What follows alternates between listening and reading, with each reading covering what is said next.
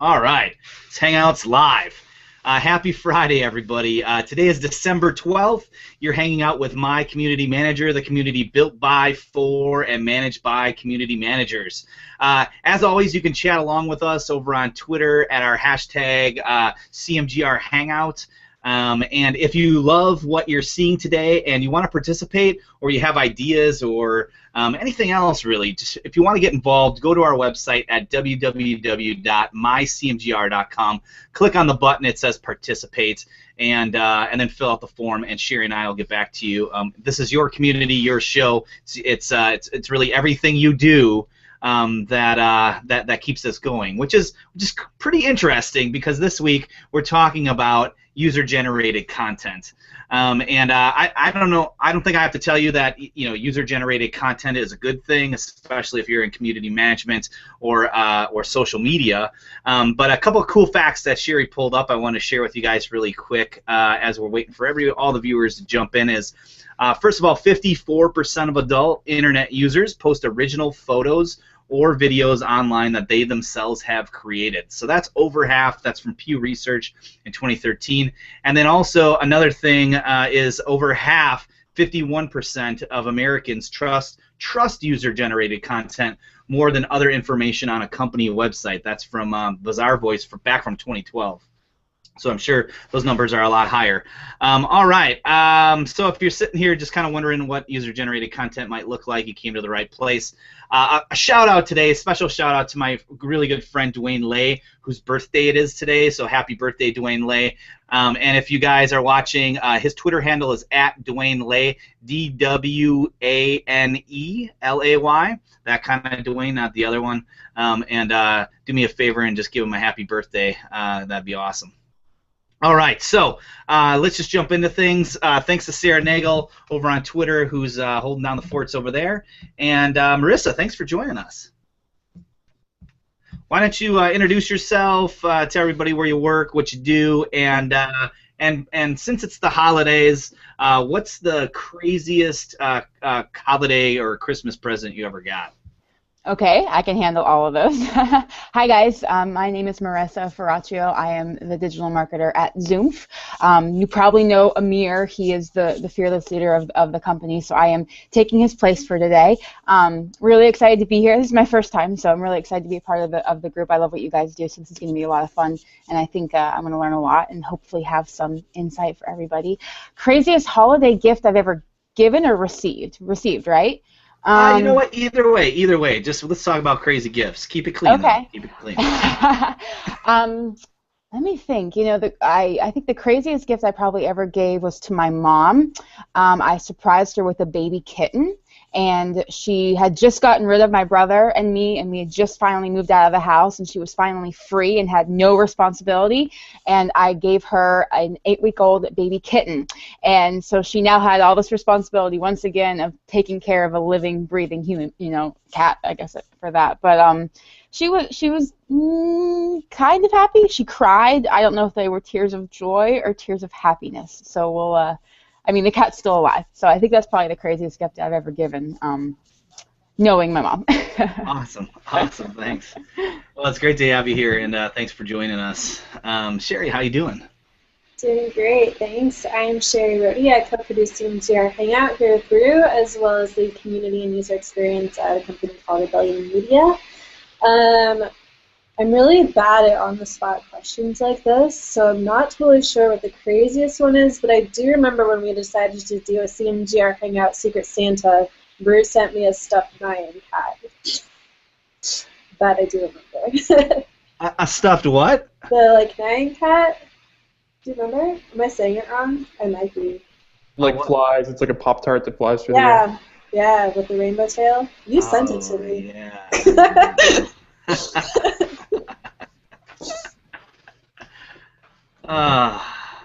Patrick, how are you? Good. How's it going? So I'm Patrick Helen. I am the community manager at a company called CloudLock. We're a cloud security firm. I would say, craziest sort of, when I was 6, those of you who aren't 150 years old like I am, there was this thing called Voltron, which was 6 Thank you. For those of you who don't know, it was 6 individual kick-ass lions who transformed into a giant robot. It was like the old school Power Rangers for any of the millennials watching. Oh, it kills me. It's just killing me. Like Power Rangers. It was so much cooler, though. It was so much. Yeah, a lot cooler. And the paint had lead in it, which was also kind of neat. It's kind of where I'm going with it, because they came out with a single toy for it, which was this like 60-pound die-cast metal thing that cost like $100, and my grandfather got it for me, and like I pretty much laid waste to every available surface in my parents' house by dropping a giant robot lion on it multiple times through the next month. Oh, that's awesome! I remember I had that. I got that same gift from my aunt, and then and definitely played with it all the time. Then found out years later that it was recalled because there was lead in the paint. So I don't know if yours had lead too, but maybe that's what makes us special. You mean Voltron candy? Yeah, it was great. Yeah, Voltron candy. Yeah. Hey Brian, how are you? Doing good. Brian Fanzo, iSocial Fans on the Twitters, digital strategist over at Broadsuite. Happy to be on again. I guess mine is, I have an interesting one, is I worked for UPS out of college as, yes, I wore short shorts, brown shorts, and did that job for about a year and a half after college because I couldn't find an IT job. And the greatest, worst part about that job is in the Christmas time, you get crazy overtime because they give you about 20 hours worth of packages on your truck, and you get paid for the 20 hours no matter how long it takes you. So I had a crazy holiday season, and I was applying for a new job that was very stressful. And they knew that my holiday season was crazy and that I couldn't come in for follow-up interviews. And they actually gave me my job offer on Christmas because they knew that my season was. So that was like the craziest thing for me because I was able to not only quit a manual labor job, which let's not talk about the weight I gained afterwards when I went from UPS driver to sitting behind a desk, but I thought that was the coolest gift because they knew that the holiday season was crazy. And if they would have offered it the day before, I probably wouldn't have seen it till Christmas. So kudos to people that kind of think outside the box on Christmas. Awesome. And hi, everybody. I am Brew, the director of Awesome at Be the Change Revolutions and co-producer here with Sherry for my community manager and CMGR Hangout. My craziest gift, the first thing that came to mind was my grandma, when I was younger, bought me my own chicken. And so literally, it's not like I shook this big gift and there was a chicken in it, but it was just a piece of paper that said there on some Amish farm there was a chicken, and I now own that chicken. And then for the next like 6 months, I got something in the mail every month from that farm. Like they sent me some of the feed that my chicken ate. I got a little mug, little coffee mug or chocolate milk mug or whatever that had the picture of my rooster on it. Yeah, so maybe it was a rooster. I don't remember, but it was definitely something that's always kept with me. So, all right, let's jump into user-generated content. This is a topic I'm really excited about. So, guys, question number one is, how can user-generated content help build your community? So let's talk about that.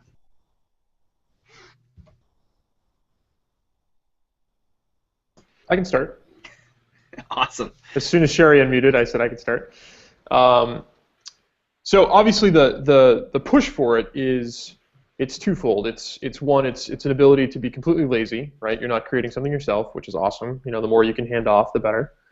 But in reality, it's the hardest thing I think to develop on any community is that engagement level, right? And so engagement is sort of like this holy grail, and we want to make sure that people are engaged. We want to give them a reason to come back. We want to talk to them about what it is they're looking for. We want to make sure that they're getting something as well as leaving something, yada, yada, yada. We all know the score there. And I think that from a user-generated campaign, if you're actually creating something where you can interact directly with your consumers, your customers, be they internal, external, whatever, it lends a real engagement push at the same time that it shows the results of that engagement in a much more concrete way than a lot of sort of like the I answered somebody's question who never came back, or I liked a post, right? The simple engagement pieces that are out there.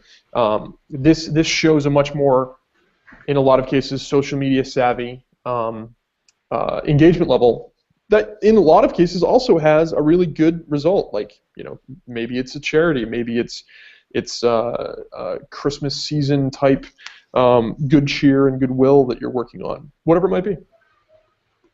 No, that's good. I mean, that's a great way of putting it. I think part of the thing with the community, we want to talk with the community, right? And if you are really in touch with your community, you want to be able to promote and share the stuff that the great people in your community are sharing. I mean, I think we talked about it on a previous episode where trust in a brand is very hard to gain, and if a brand is confident and has enough trust in their community to share, promote, and utilize their content, apparently they're confident in what they're doing. It kind of builds that trusting relationship, and it's always like I like to think of it as when you create great content, it's wonderful, but the great content's only great if it helps and connects with the community. And the best way to create great content that connects with the community is leverage the community, and UGC is the powerful thing to do that.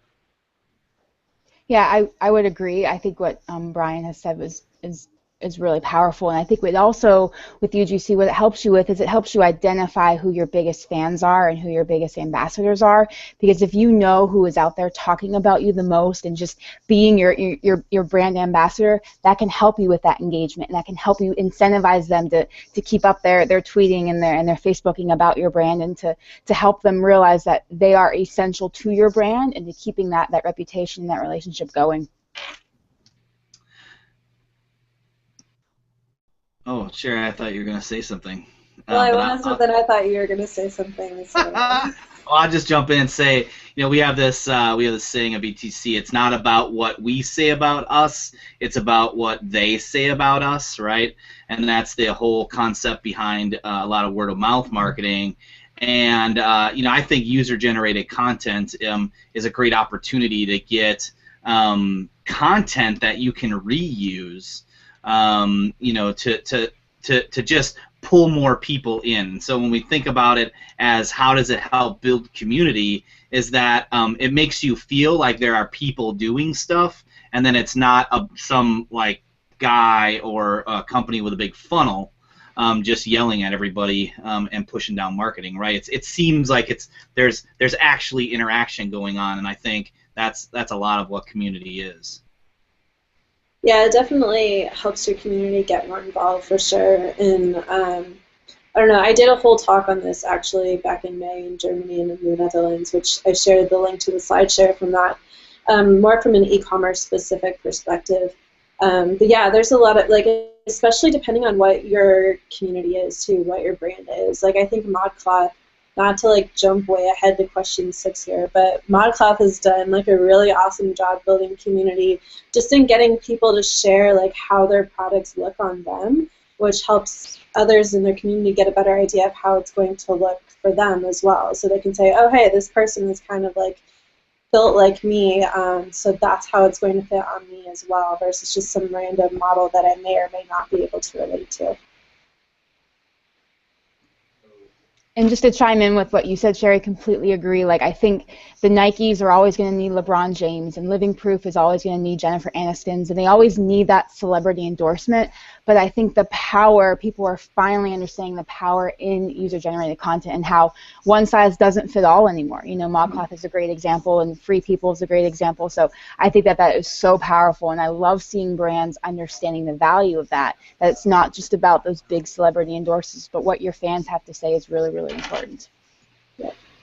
Yeah, it's like that one guy or that one yogurt company is always going to need that one guy from Full House, right? So, so anyways, number 2 question, guys, keep us rolling here. By the way, everybody watching who's hanging out with us on Twitter, as always, you can chat us at the hashtag CMGR Hangout and drop us a question, and we'll bring that question on air and answer it. Or if you have a great comment you want us to discuss, just let us know. We'll do our best to get you on the show. So question number 2 is, how do you spot an opportunity for a user-generated content or campaign? So when do you know you have possible opportunities to do this? Any thoughts, Marissa?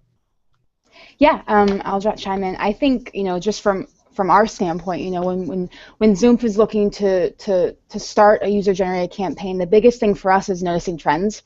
So listening to what our fans are saying about us, listening to what our customers are saying, hopefully mostly good, right? But noticing those, not only the trending topics within, the platforms, but also what is trending within our customer base. Understanding where they're coming from. Are they basing themselves off of Twitter? Are they on Instagram? Where's that platform? Where's our audience? And then using that information to propel us into a campaign. For example, we noticed we had clients sending us pictures of their Zoom screens in action, and they were emailing them and tweeting them, and it was kind of all over the place. And we realized if we develop this campaign with our own hashtag and we pull in this content and we get them, through email and through, word of mouth, this will help generate that user-generated content, and then my designer is really happy because he doesn't have to do all the work for me, So there's a lot of opportunity when you just take the time, I think, to listen on social. So are you saying that it's like lazy man's creative? No, I don't think it's lazy man. I think it gives you like a lot of opportunity to just like really see how people think, right? I mean, it's not going to be a designer quality, but it's going to be fun. Oh yeah, absolutely, and I think especially from things, especially when you talk about visual elements like Instagram, Twitter images, things like that. It's great to be able to see the content from the eyes of the consumer. Because a lot of times, you may have your viewpoint of how you want to portray that product or that service or the brand, but it's really sometimes eye-opening when you see how they look at portraying it. So. I also think it answers that question that every, it says is like, what content do I create? And I think people always sit around, or I think we are, because we're on content overload right now, I think too many people create content for content's sake rather than actually creating content that provides value and helps. So, what better way than to, that's a great example. I love that. I've been working on influencer campaigns, and with these big enterprises, they don't even know who their influencers are. And then you look and study what people are sharing, you're saying, who's sharing what, and then who are the people that they're actually sharing, and why don't you amplify that? Really, you're giving back while also, I love the lazy man idea, because one of the companies that I was working with, Lowe's, said they were tired of creating a content calendar and throwing a dartboard at a dart to guess what they wanted to share. So Lowe's started listening what was going on out there, and they said, okay, our most popular thing are people want to figure out watering cans. And so they decided to do an entire user-generated content campaign on watering cans, on reverse engineering, things around your house. So I think the social listening, to me, no matter what you're doing in social listening is the #1 weapon that brands could use. But I think UGC, it really takes the content guessing out of the equation. Chiming in on that, one of the sort of weird things about, so my role, which is a little different than a lot of the more social facing roles, is that I'm working directly with my company's customers. And for me, UGC ends up becoming, in some cases, like RFE responses and saying, all right, so we're obviously listening to our customers, we're seeing what our customers want, what they need, but in a lot of cases, things like UI design, things like product releases, things like next steps and roadmap, all of that we're creating in a vacuum, similar to the way that a lot of these companies are creating content plans, where they're saying, all right, we think we know what our customers will click on, enjoy, read, contribute to, etc. So if you turn that a little bit on its head and say, listen, we're producing a product, we want to make this product obviously as successful as possible. If we poll our customers, that's one aspect, but in some cases we've done things like complete design options with customers, where it's like, listen, we want your full feedback. We want you to generate what your actual workflow would be within this product, so that we can say, oh, okay, this person actually is using it like this, which completely flies in the face of the way we were actually going to do the UI layout, etc. And so that setup became much more of a shakeout for us. That it was suddenly like, oh, we can actually, instead of a content piece, we can do just general content. Like, this is something we need the customers to give us. Let's ask them to do it in a way that's actually consumable for us. I think also from just a spotting standpoint, I know everyone's talked about listening, but I think UGC is, it allows you to take an unfocused conversation and focus it a little bit. And so, you might see that a lot of people are talking kind of about the same thing, but boy, it would be a lot more powerful from a word-of-mouth standpoint if it was just fine-tuned a little. And I think those are excellent opportunities as well for this concept of UGC, is giving them a purpose, giving them really a call to action to help fine-tune what they're talking about. Yeah, Brew, I love that. I said it at an event a while ago, and it was funny. I said, you need a home for your noise. And if to find a home for that noise, because we all know, especially on Twitter, but social in general is very noisy. And like, Pittsburgh Penguins, I'm a hockey fan. I'm from Pittsburgh, so I follow them a lot. But they do an amazing job of, like, they plan for UGC ahead of time by activating and arming a whole bunch of people. So I think it's a great idea. The idea of giving it a home and tying everything together. Awesome. All right, so let's roll into our third question here. Has anything come through yet, Sherry, over on Twitter? Any questions people have? No. People are just talking about Voltron candy in the chat here, and nobody. Hashtag Voltron candy. Hashtag Voltron candy. Let's trend that. Actually, we were talking about how Patrick doesn't know his own Twitter handle. Oh, Patrick's Twitter handle is incorrect. Oh, no, it's totally correct. I don't know what you're talking about. That's pretty hilarious. All right, so we're going to question number 3 here, guys, which is, what can you do to kickstart user-generated content submissions for a campaign? So that's a great idea. That's, I want to put a little bit of background here and frame this up.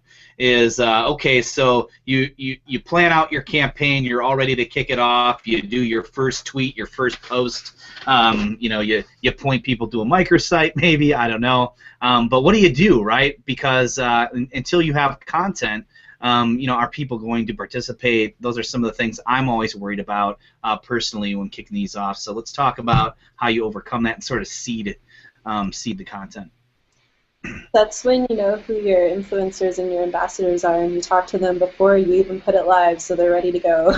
Yep. No, I think that's a great point. I mean, you arm your biggest supporters to really leverage. I mean, the amount of private Facebook groups that I belong to that provide you great things to kind of help amplify their message, and especially if you make it easy. I think one of the hardest parts is when you talk about empowering and really utilizing your ambassadors or advocates, you can't make it hard on them. So give them ideas, let them have enough time to create it. Even, I wouldn't say incentivize, but I'd say, tell them that, hey, we're going to pin your things to the top of it first when we go live. Or even, I'd say a soft launch before the big launch, because I know a couple campaigns that do that really well, where they already have kind of that landing page fueled with some great stuff, and it gives everyone else ideas, because if you give them a huge whiteboard with no constraints, everyone's going to sit around with all these sit there and stare and plan. But I mean, some of the best ones are you feed it with some good ideas and then let them jump on that. Yeah, I agree completely. I think that the pre-baking of some of the content for people, like literally building them a sandbox to play in, ends up becoming the easiest thing to do for them, because it gets them to a point where you're going to self-select your most vibrant, your most vocal, your most engaged people and say, listen, we're going to do this. We want to give you sort of the VIP velvet rope section so that we can make sure that your content gets shown first, or your content has a specific area, which is obviously an incentive for them to create it in the first place. The other side of the incentive thing sometimes works. It depends on your company. But then at the same time, you're giving them really overall the tools to work with have to be easy. Completely agree with that. But by giving them a parameter to work in, to be like, listen, don't spend the next 3 months trying to figure out what the perfect hilarious post is. Just give us something that's within these. Here's the box. Give us something in here. And then we'll put it up there, and we'll see what else comes out of it. And if you want to keep making it after the fact, if you're like, oh, no, my first one was terrible, let me make another one, awesome. Keep going. Do as many as you want.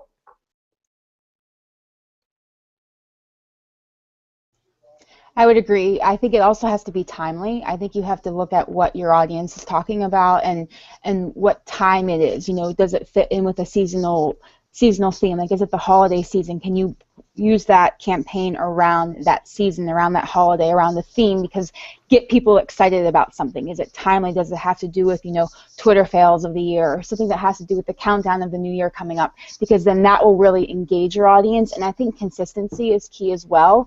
If you know where your audience is basing all of their content from, if they're on Twitter, if that's where your audience is, that's where you need to be, and you need to be consistently pushing out that that incentive to engage. If you're on Facebook and no one is on Facebook, it depends on your audience, of course. You need to understand that, and that's how you're going to generate a lot of that content. No, I think that's a great point. I think, unfortunately, sometimes people, they think because they have a plan that they won't fail, and too many plan to fail because I think part of it is the right time and the real time, the real time and the right time aren't exclusive there. Where sometimes people think about, well, I'm going to create this because I know it's the holiday season. Well, maybe it's not the holiday season for all of your audience, or one of the best ones I ever saw fail, and I hate to say great failures, but I had a great one that I was kind of eavesdropping in as an advisor, and they had a great plan, a great strategy, and they wanted to do it over a weekend, and none of their community engaged on Google Plus on the weekend. And so it completely fell on dead ears because it was a great plan, it was real time, and had an active strategy, but part of it is listening and understanding where they're playing, when they're playing, and what they're doing. Because you can, if you're not willing to throw out your plan and kind of adapt, to Bruce's point at the beginning, when you get worried because you're not sure if it's going to take hold, that's when you kind of listen extra and say, well, if we adapt it and maybe allow people to give a little bit broader or maybe a little bit more focused approach, maybe now they'll jump into it. I think being able to tweak it, social is the greatest A/B testing ground that exists. And as a geek, if you're not utilizing that in social and in these campaigns, you're missing the boat. I think that's part of the problem. Yeah, and then I think let's not discount that planning, right? Sherry, you talked about. I think as you mentioned, this is your time to, or maybe Marissa. It's not important. We're all really contributing here. But one of you said, that this is a great time to invite the influencers, know who they are, right, and who influences your community, or the brand advocates. And I think that, if you want to get things kickstarted, don't just launch the campaign, right? Sit down and start digging through data, right? Use tools if you have to say who are the people who have interacted with us over the last X many days. Who are the people? Look through all those storytelling decks of who are people you've given to, right? And who maybe owe you favors. Sit down, make that list, and then talk to them ahead of time. Let them know about it. You can let them know in private channels, and hey, we really would love to, feature some of your work first, or whatever it is, right? Like let them feel awesome about it. And because I think that one of the most important things when seeding like user-generated content is that humans are pretty simple. If you show them something and tell them to do something, they want to take the easiest path, right? If they're excited about it, and so they'll mimic the things they see.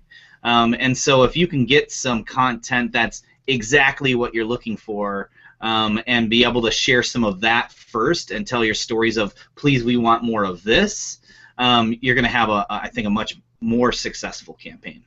So. Yeah, definitely. I know Hootsuite's always good about that when they send out swag. The swag always comes with a little Hoot mission, and it tells you exactly what to take a video of or tweet or whatever to share what Owlie's up to that day with Life of Owlie or whatever it is, depending on what swag you were sent, and they're really good at that. I shared briefly on Twitter, but one of the things that sticks out to me is one of my community manager friends, when she was organizing a conference, talked to a few of us before the conference went live and was like, hey, we're going to have this contest for a free ticket. The handful of us she was talking to are already kind of shortlisted for free tickets, and we knew that. But she knew that we would be willing to show some passion with free swag that she sent us and just kind of kickstart that campaign that way, so that as soon as she launched it, we were already putting submissions in right away to help inspire other people.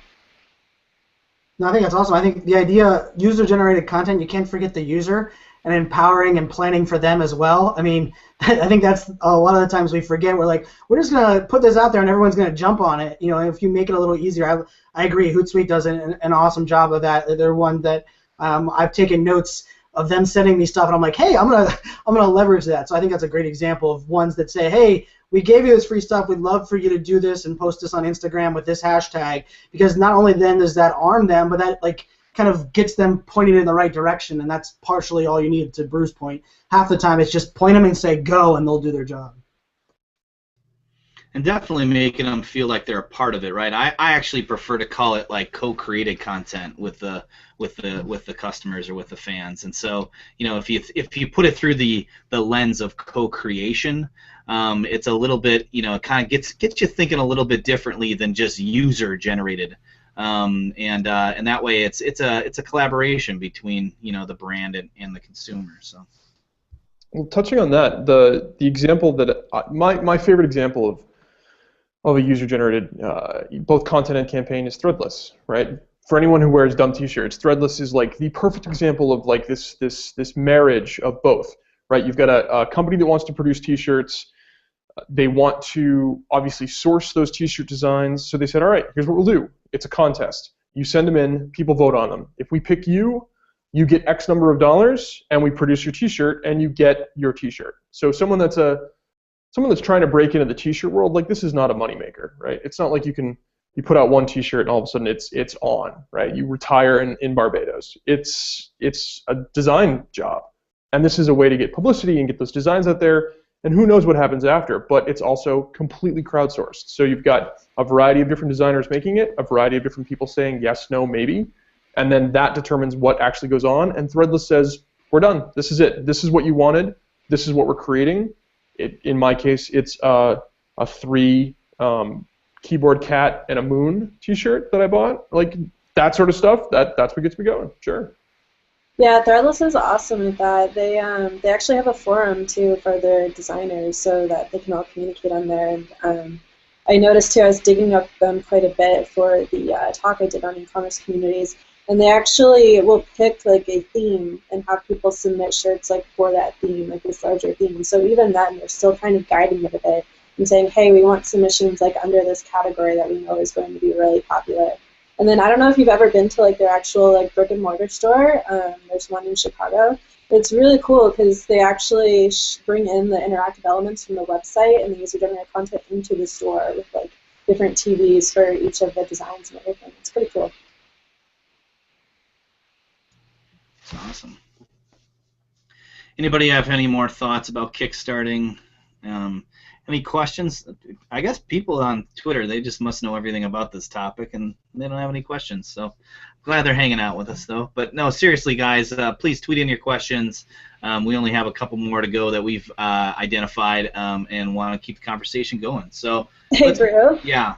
I will say, see web presence. I don't know who the person. Jim Canto is behind it. Sorry, Jim. I didn't realize that's who is behind the logo. But anyway, he mentioned that it's kind of hard to tell the difference between user-generated campaigns and communities because communities are all user-generated content. But I think that really like takes us right into question 4. But I just wanted to mention that when we jump into it. Yeah, no, that's definitely a great statement. So question number 4 is beyond social media. How else can you use user-generated content in community? So we take social media out of the mix. How can we use that content? So I hate to sound like a broken record, but T-shirts come up again in this one. In that, at my last company, we did 99 designs. We did a T-shirt contest, and we said, all right, we are going to be at this trade show and that trade show and this trade show, and you guys are going to come up to the booth and ask us for swag, so we're going to make you design it. We're going to make you create the T-shirt design. We're going to have you all vote on it. We completely ripped it off from Threadless, so you're starting to see a pattern here. But that worked because people were saying, all right, we're going to come to your booth and we're going to get a T-shirt from you anyway, because that's what we do, right? We go to these different trade shows for the different industries we're in, and we walk around and we get a bunch of useless stuff that when we get to the airport and we're 52 pounds, we just take it out of our bag and throw it away, right? That happens. So what do we do to make that sticky? And what do we do to make sure people are wearing our T-shirt at the conference? And what do we do to make sure that they're in a position where they're showing off our brand across the conference? And this was the solution, right? Make them design it, make them have a stake in the game. They're actually creating the T-shirt itself, which means they're that much more likely to appreciate the message and wear it, which is the best word-of-mouth advertising you can possibly imagine, because they're walking around at a conference with an awesome T-shirt on, and everyone's like, oh, I don't know that company. Where did you get it? And then we have booth visitors. Now, I'll stick on that swag theme. Actually, I was pulling up a picture, but I like the idea that they do like booths and with like all the graphics and stuff that people do. So I'll give a shout out to Cox Business because Cox Business does a pretty awesome job with influencers. And I will caveat that I don't like any question that says taking social media out of the equation because I don't know how to do that usually. But one of the things that a couple of the influencer programs I belong to do a great job is they have really great live events, and nobody at the live event is social. So they bring social media people, social media influencers there to take videos and capture those moments and share them socially, but they also share them live there at the event. And it almost, one of the quotes that we got from one of the events that I was at a New York event, the guy at IBM said, I would have never saw value in Twitter until I saw this content that was created live at an event shared on the big board to the side, and it almost created a new Twitter user, at the same time a new advocate of how to promote stuff on social with, from a live event. And this was completely offline, not streaming. So that's kind of answering the question with still keeping social in it. And to piggyback off of what Brian said, with that user-generated content at conferences, and Patrick mentioned this too, it ignites this competition, this friendly competition when you see those visuals, with the Zoom displays. Like what we're able to do is take that user-generated content and put that on those big screens. Sherry and I were at Meet Magento in New York back in the end of September, and it was amazing because we got these people who weren't necessarily the most socially savvy or the most social media, friendly, and they wanted to start their own Twitter account so that they could see how much influence they were having on the leaderboards, where they ranked among their colleagues, and they wanted to see their content and their selfies up on those boards. So it really brings the whole concept of a boring conference at times fun. It makes it fun. It makes it, exciting, and people are always checking out, the displays and seeing what is being said about the conference. And then for that brand on the back end, looking at the analytics and looking at what people are saying about your brand in the conference is so powerful to propel you forward. So I'm going to bring in a couple things here from Twitter real quick. So let's see here. I think this is it. All right, there we go. So first of all, I just had to bring that in because that's an awesome shirt. Patrick, you tweeted that out, and I'm pretty excited about that. So that's over at threadless/design/3_keyboard_cat_moon. If you want to Secret Santa me that, I would love that. I wear an extra large. The reactions we get walking down the street with that on are amazing, FYI. That's awesome. So, Emma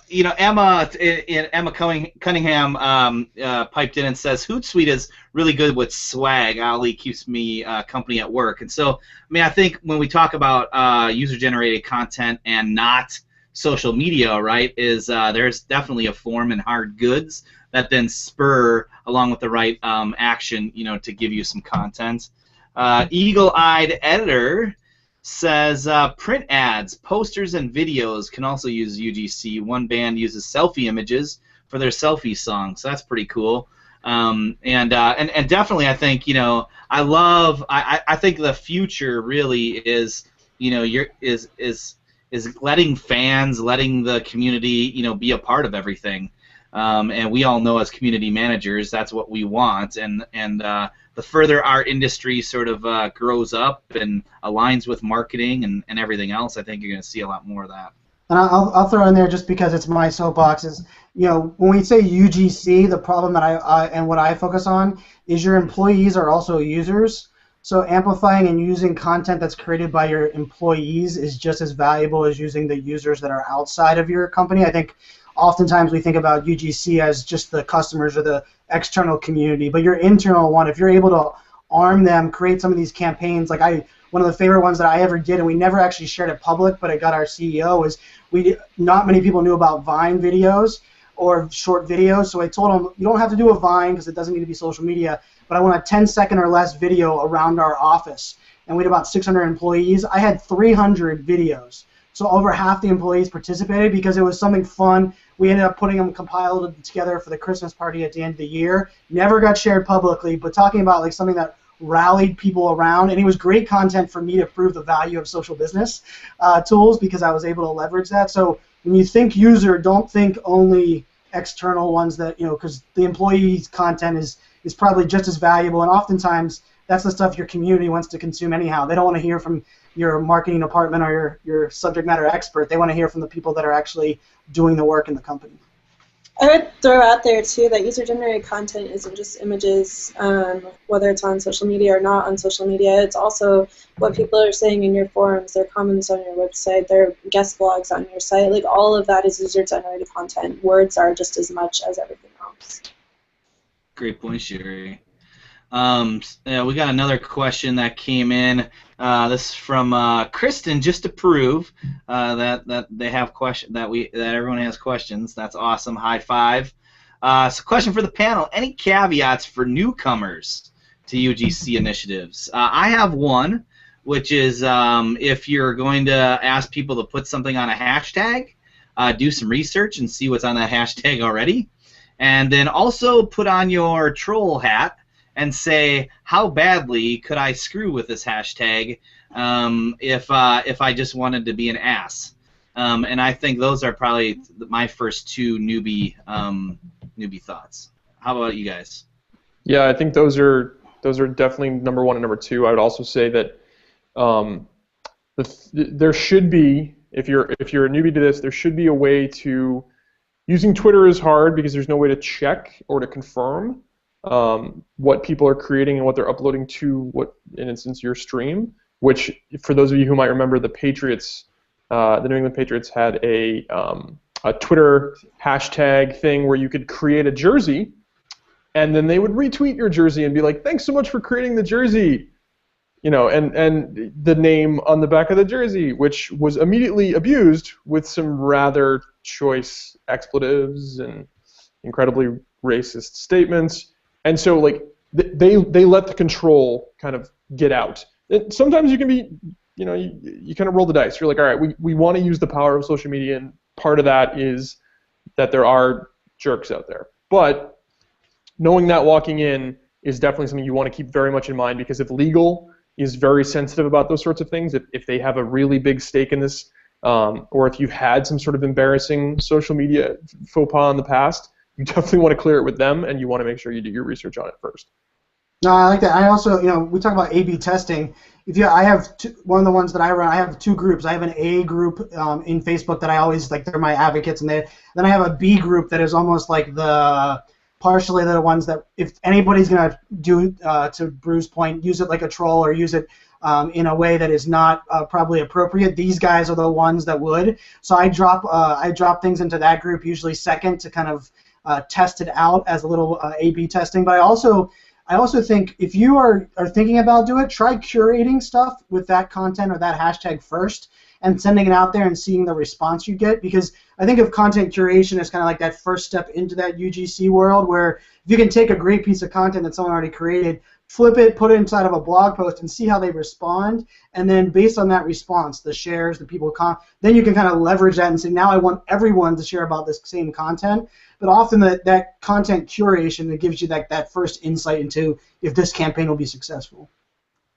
I think you have to keep in mind also that mistakes do happen. I mean, even these big brands like Best Buy today, right? Tweeting out about cereal without fully understanding what they were saying and how offensive that can be. So researching some of the epic Twitter fails that are already out there, that are happening, that have happened. I mean, you look at Enemans and DiGiorno Pizza with their Why I Stayed hashtag. You need to take some time and research the hashtag, step one, in making sure that you know what's being said.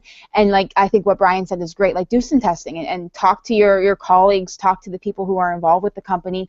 Could it be offensive? And if there's a slight nudge, or you have a little bit of gut instinct that's saying this could go wrong, you might want to try something different. That reminds me, I went to school for graphic design, and basically we're like, if you're asking yourself whether or not it looks like a penis, it does. Just don't do it. But the same thing applies in social media. If you have to ask yourself if people are going to take it wrong, they're going to take it. That's awesome. That belongs in a rule book for community managers. Rule number 12. If it looks like a penis, it probably is. Hashtag CMGR Hangout. CMGR Hangout quote of the year right there. That was awesome, Sherry. That is awesome. Please, everyone, quote tweet that. That'll make some sort of best of list. Okay. All right. I'm so glad my graphic design professors could bring you entertainment. That was awesome. All right, so number 5, let's roll us into that. How can user-generated content help you meet business and community goals? I'll jump in on this one because I think this one, I really love this because I think if we think of user-generated content before social media and before, you know, the digital world was so massive, if you think of testimonials and how powerful that was for brands, right? I mean, when you would reach out to your customer base and say, hey, you want to write a testimonial about us, and then you use that on your, you know, your collateral and your print marketing material, that was so much more powerful for peers and for potential customers to see that and say, okay, I want to give them a try. So I think a great thing about user-generated content that can do for your business is it helps you not only retain customers, but it helps you bring more people in the door, whether you're B2B or B2C, because that peer recommendation is so strong, as we know with all of the Pew research that's out there. So if your peers are talking about you, that's going to help you increase your sales and overall make, you know, make the ROI a lot higher for your company and make the bosses happy, for sure.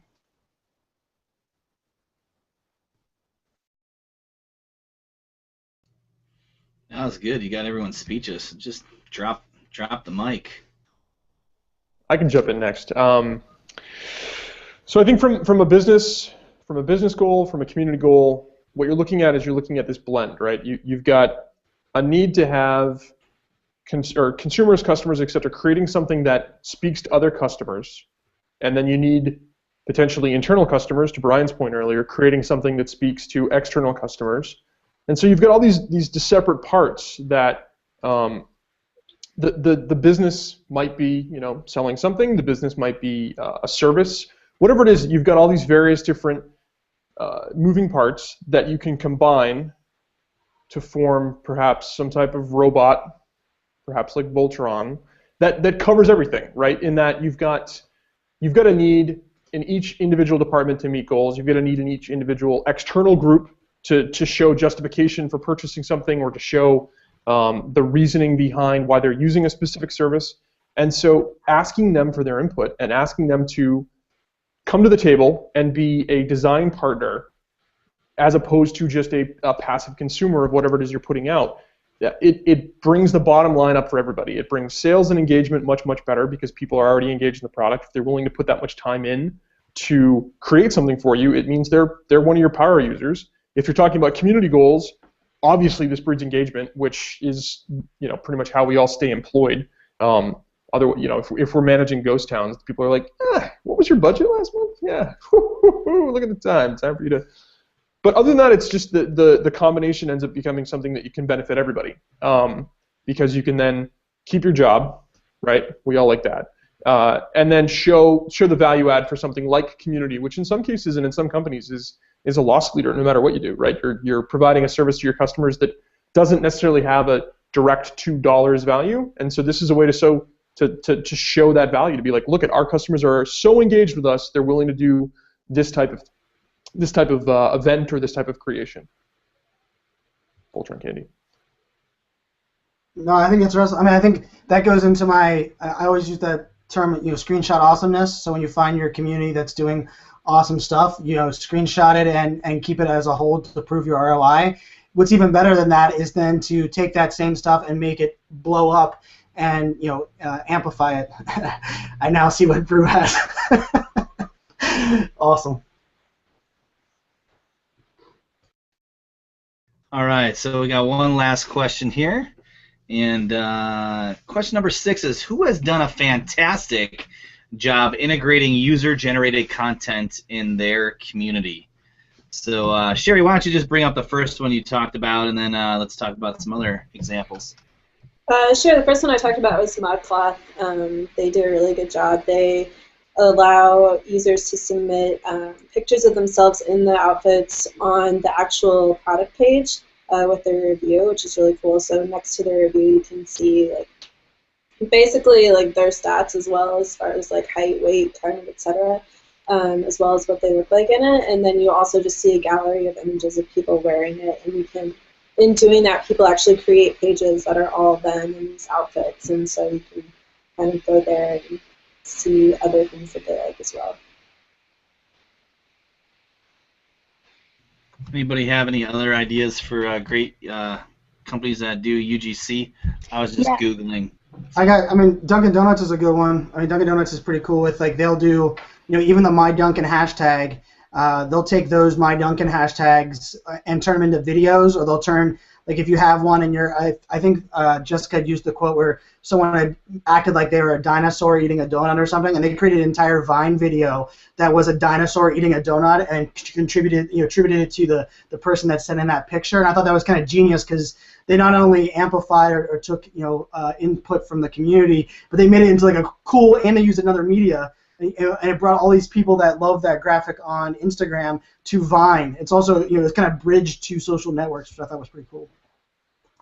I think what Sherry said and what Brian's saying, those are awesome examples. And Sherry, along with ModCloth, Free People has done something similar. They probably piggybacked off of ModCloth with their customer as models, which I think is a really great campaign because, as we talked about earlier, like the one-size-fits-all model just doesn't fit anymore. It doesn't work. And having your customers engaged with clothing, that's a great thing to do for retail. I think Starbucks is a great example for UGC because I think Starbucks, along with Dunkin', they have that core group of people that are so dedicated to their coffee and to what they stand for. They did their White Cup campaign where they had all of their fans send in designs of their white cups with the bright colors and whatnot. And I think that was genius. Talk about lazy man marketing, right? Like their design team probably loved all that content that they got.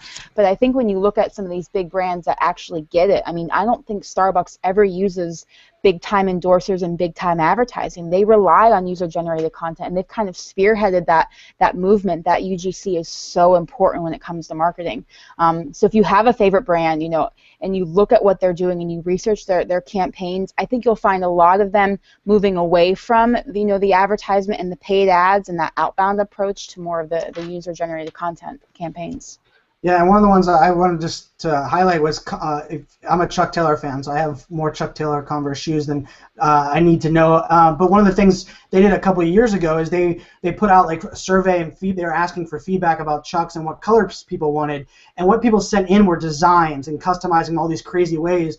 They actually took that feedback and created an entire custom portal, which I've now leveraged, and I ordered, I hate to say 6 pairs for Christmas time of customized Chucks, but they allow you now to actually customize your own, and after you customize them and buy them, you can tweet it out, and if you tweet it out or share it, and it's attached to your email address, they'll actually give you 20% off the next pair. So I think that's not only like that, like that's the, I guess, the path of UGC is UGC turned into a product. Now the product is, they're even re-leveraging that as UGC. I thought Converse does a pretty awesome job with that, and they've roped me in for many pairs of shoes thanks to that cool UGC campaign years ago.